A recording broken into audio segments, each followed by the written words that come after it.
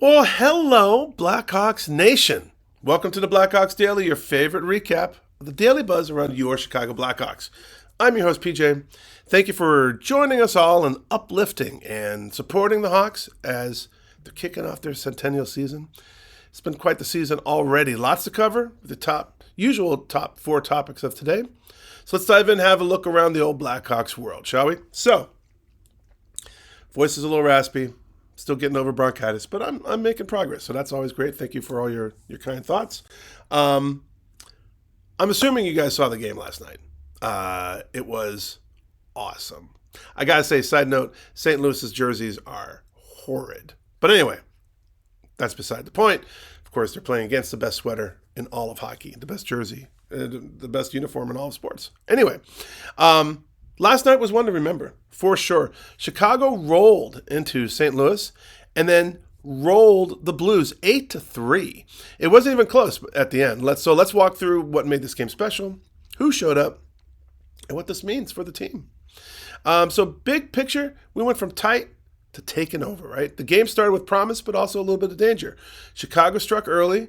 Ilya Mikheyev intercepted an ill-advised outlet from Blues goalie Joel Hofer. That guy was way out of position. Just threw it right to Ilya, and he just buried it, right? He tucked it away, empty net, 3:02 in. So, hey, we're already starting out ahead. It was beautiful. St. Louis answered quickly via Jake Neighbors, kind of a jerk. And I'll say it later on for Nazar's goal. We'll talk about that. But after that, Chicago took control. In the second period, the Hawks erupted for 3 straight goals. Reichel's second of the night. Frank Nazar scored. And then, of course, he scored and got instantly... when he scored, he kind of slid into the net. He was following the puck in. Basically buried the puck with his body. But, puck goes in. He enters the net a split second afterwards. Kind of bumps Hofer out of the way. Or was it Billington at that point? Or Biddington? I don't know. But bumps Hofer out of the way, and then Neighbors freaking headlocks him immediately. Which I guess, protect your goalie. But anyway, beautiful goal by Nazar. Jason Dickinson. Oh, no, that was against Hofer because Dickinson came in, and Biddington had just started, and Dickinson slipped one right by him on the left side. It was beautiful, which was his first goal of the season. All these goals pushed Chicago to a 5-2 lead by the end of that period. The third was just cleanup, right? Donato scored. Bertuzzi on the power play scored. And our boy Green gets his first NHL goal. So all tacked on insurance. The Blues responded once in the third with Tyler Tucker. Too little, too late, right? Final tally, 8-3 Hawks. So who did really well? Lukas Reichel. Finally, right? Kid's been on a bubble. I told you guys before, I saw him play with the Berlin Ice Baron. He's got talent. He's got crazy talent. It's really good to see him play with some focus. It was amazing, right? It was a big night for him. 2 goals and assists. It's his first career multi-goal game in the NHL. He played with confidence. He took shots. Got rewarded for that. Connor Bedard, the youngster, dished 3 assists, right? Another multi-point game. So he's involved. He's seeing the ice. And those setups that he did was sharp. He was all over the place. He's playing with grit. God, it was just awesome. Ilya Mikheyev, Tyler Bertuzzi, each added a goal and an assist. They've been consistent in this stretch. Last night they delivered yet again. Ryan Green, his first NHL goal at 2:21 in the third. Always fun when someone breaks through for their first. Alex Vlasic, 2 assists, had big minutes. He's anchoring the defense while contributing offensively. Great job. And I thought Spencer Knight was starting last night, but I was wrong. It was Soderblom in there, standing on his head. 23 saves. He's been solid in net. Last night, he held the fort when needed, right? And on the flip side, Hofer, his night absolutely unrivaled. He allowed 4 goals on 14 shots. He was pulled in the second, and then he was put back in. He finished giving up 7 goals on 22 shots. They had defensive breakdowns. There was odd man rushes, loose pucks in front, soft coverage on the power play. The Blues couldn't contain the pressure, and their coach, Montgomery, even admitted that. The momentum shift in the second, that stretch where Chicago scored 3 unanswered, felt like a turning point, and it was, right? The Blues never fully recovered from that. So what does this say? It means the Hawks mean business, right? We're back-to-back wins already in this early young season. That's something to kind of hold on to, right? That's awesome. It was their first 8-goal game since March 8th, 2022, which was an 8-3, ironically, score against Anaheim. In St. Louis, it's the biggest margin of victory that we've had on the road against them in a long time. The depth is showing up when the top lines are checked. The supporting cast is stepping up. Reichel, Dickinson, Green, those guys all made big contributions. It's a confidence boost. Beating a rival like St. Louis in St. Louis by that margin, it's got to give you some swagger, right? It's one of our most hated rivalries to come out of there and dominate on their home ice. It's beautiful. And for the rivalry, the Blackhawks and Blues is one of the classic divisional matchups. So we have the edge all time in the series slightly, but this result only adds fuel to it. So beautiful. Just absolutely everything gorgeous. So let's talk about 3 studs and 3 duds. Who stood out? So I really think we sent a message, right? I think we kind of said, hey, yeah, we're on our way. That's what I felt last night. Like it was awesome to see. We still had some points where 5-on-5 couldn't get out of our own zone, which I hate. I hate feeling like we're on a penalty kill when we're not, when it's 5-on-5. But I think by and large, really solid night, right? But even in nights that's dominant, you got to spot what's working. We got to take a look at what needs to be sharpened up, right? So number 1 stud, Lucas Reichel. It was his night. It was his coming out party. 2 goals, 1 assist. His first multi-point game. He was aggressive. He was around the net. He didn't hesitate to jump into the play. He set the tone. He should have had a hat trick. He had a breakaway. Just kind of lost control of the puck right there at the end. But solid game. Solid game. Pressure. It was beautiful. Connor Bedard, 3 assists. So he didn't score, but he's still contributing, right? That stat line is no fluke. 3 assists means he's dictating, he's distributing, he's making plays, and that's what you want from your franchise forward. And then scoring came from everywhere. Bertuzzi, Mikheyev, Nazar, Green, all popped off. And that's contrast from earlier games where too much burden fell on one line. In this one, multiple guys showed up. And then, of course, Arvid Soderblom, like I said, standing on his head, held it together, 23 saves. It was beautiful. The Blues goalie, so 3 things to watch, right? The Blues goalie got pulled after allowing 4 goals on 14 shots. So he struggled mightily, right? We benefited from that. But that kind of collapse by an opponent shouldn't be the backbone of a win, right? He had a really poor night. We took advantage of that, which you have to do, of course. But just because a goalie had an off night doesn't mean that there aren't other things for us to focus on, right? Even in a big win, we saw when Chicago gave up chances. We had some sloppy exits, some soft slot coverage, some careless passes. Against stronger teams, that's going to bite you, right? We kind of had them on their heels all night, which is awesome. But if you're playing against like a Florida, right, or someone who's like on it, we can't let these kind of lapses happen. And then the Blues got 3 goals. Out of 8, no problem. But imagine if their goalie was standing on their head, we allowed 3 goals, right? So we'd like to see tighter control when momentum is fully on our side. Don't let them hang around. And we didn't, right? Like first period was kind of like them hanging around, obviously. I believe we were tied 2-2 after the first. But we just want to see the Hawks sustain this level of output, not just flash in games at times. I think this game gave us confidence. The studs displayed star power, and depth. The duds remind us, got to keep up with execution on consistency, defensive responsibility. These are still the nails this team needs to hammer down. Use nights like last night as windows into what's possible, but don't let them be exceptions. And who's up next? Friday's tilt against a 1-2 Vancouver at the UC. Let's go. But I also wanted to read something to you guys really fast. Let's look at their box score because this was awesome. 8 goals to 3 for us. 29 shots. 29 shots to 26. Awesome, right? That's almost 10 shots a period. That's amazing. That's great. Absolutely want to see that all the time. If we can keep up that kind of shot production on goal, we're going to win many more than we lose, right? It's just math. So love that. They had 10 block shots to our 9. They had 28 hits to our 9. So we could be throwing the body around a little bit more. But We won the faceoffs 30-24. Also, controlling the dot, so important. We were 1 of 3 on the power play. It was beautiful. Who else? There was someone else I was going to read in here. Anyway, fantastic job all around. A box score like that, 29 shots, that's what we're talking about. I think we had like 29 shots, might be more than 2 games combined that we had earlier in the season. So, well, maybe not. But still, 29 shots, way to go. Love it. Got to keep that pressure up. So kudos to the team for that. And then also, we kind of touched on this a little bit, but last night, our captain, Nick Foligno, had the night off. And it's kind of like when hockey takes a backseat to family, right?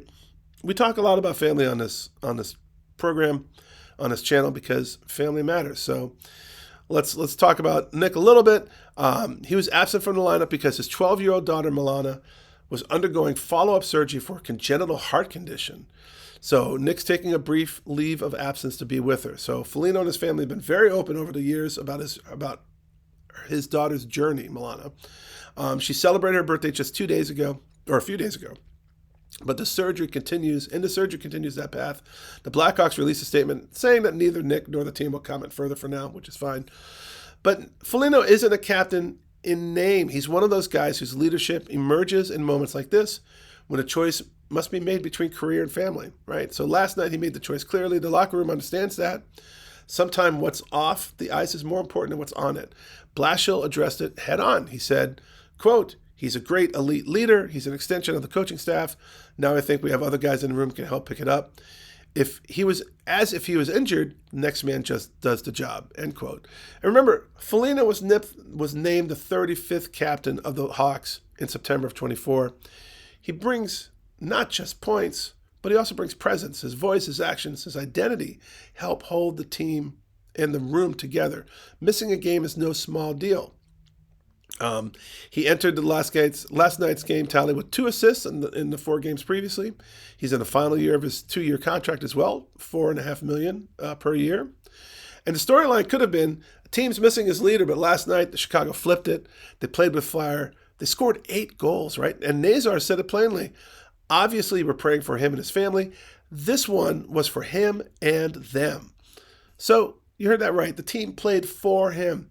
His absence gave them a little bit more of a gut check, a little bit more fire behind the skates. It's awesome. The bench was energized. Guys like Reichel, Bedard, Dickinson, and Green all showed up big. And that's how locker rooms lift one another when one of them is down. This isn't lip service. You saw it in effort. In every zone, the urgency on the forecheck, the second effort on rebounds. This was a team rallying around their captain's absence. So I love that. We don't know how long Foligno will be out, but the team says it's a brief leave, so let's just hope that. Let him take whatever time he needs, right? If it's brief, awesome for us. If it's longer, awesome for him, making sure that he's there for his family. Who steps up to fill the leadership void nightly? Well, we got Dickinson there, obviously, and Murphy for some veteran leadership. We got Teravainen, we got Burakovsky there now. Vlasic's doing a great job. All these names will loom large. And also, of course, Bedard as well, right? Playing through personal stress is taxing. The Hawks need to be mentally sharp, but also human, which I think they are. Their focus is on Foligno and his family, but also they're putting out the effort on the ice.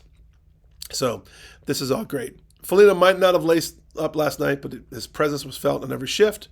His energy was felt in every shift and every push, and that's leadership. So look, this one was bigger than hockey for him and his daughter and his family, and for us, it's as real as it gets.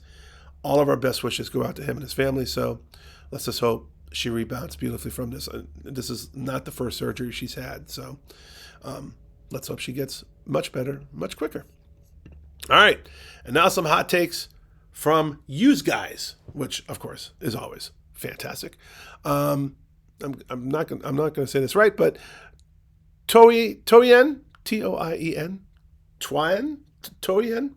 Anyway, thank you for contributing. He said great commentary, or she said great commentary. Whoever it is, thank you very much. I appreciate it. Your commentary is great too. Joe Atkins, 97-93, is a repeat offender. Hasn't spoken up in a while, but is a repeat offender. Happy that I get to watch all the games on ESPN in Australia. Well, okay, this is probably why you're not commenting so much. Commercial breaks are annoying, but they also need to make money. $129 a year, yearly. So all good. just got to find the actual games. Very cool. Thank you for tuning in. Thank you for being a fan halfway around the world. I was just in Melbourne last week. You guys got amazing coffee, and it was really fun to watch the Brisbane Broncos win the National Rugby game. Fantastic game, or fantastic match. It was so much fun. Joe, thank you for being a contributor. Thank you for being a part of the channel. Love that. Lester 701. The commander strikes again. He's got a lot to say, but of course he's talking about Foligno, thoughts and prayers for him, and also he's talking about how the team, as they get together, the game will intensify, which of course is true. And then of course he shares a lot about just cancer, right? We talked a little bit about how this is Breast Cancer Awareness Month. As you may or may not know, my wife just went through breast cancer. She's an author. If you go to CaraTheAuthor.com, C-A-R-A, the author, altogether.com, you can see on there that she wrote a book and a memoir about it. Half the proceeds go to cancer research. Check it out. Every time you buy a book, another book is given free to someone who is going through cancer right now. So it's a worthy cause. Check it out. Would love your participation in that. Thank you very much for that. Commander, Mr. Lester, thank you so much, as always, for your contributions. We love you on the channel, sir. Appreciate you. Joshua Bauman, 3209, I believe is a repeat offender as well. The TV experience for all sports is frustrating and expensive. They made everything worse and stuck it all behind endless paywalls, capitalist efficiency. I kind of agree. Especially over the years, we have seen how TV, the games are already separating those who have versus have not. It is so expensive to take a family to a game, any game, really, outside of like Kane County Cougars or the Schaumburg Sluggers or whomever, just to go to a game, an actual professional, one of the 121 professional team sports out there, to go to a game, it's expensive, right? Like, it's just stupidly expensive, especially if you want somewhat okay seats. So I agree with you. TV needs to bolster that. The more we see, and we saw this with Wirtz, the more that the team's on TV, the more people understand who the team is, the more we align ourselves with the team, the more we're going to go to the games. It just makes sense. I agree with you. Thank you for that comment. Ralphie Ohan, 3360, says, pirate that crap, my boy. Which, I guess, excuse me, I guess you could. I get that. And, excuse me.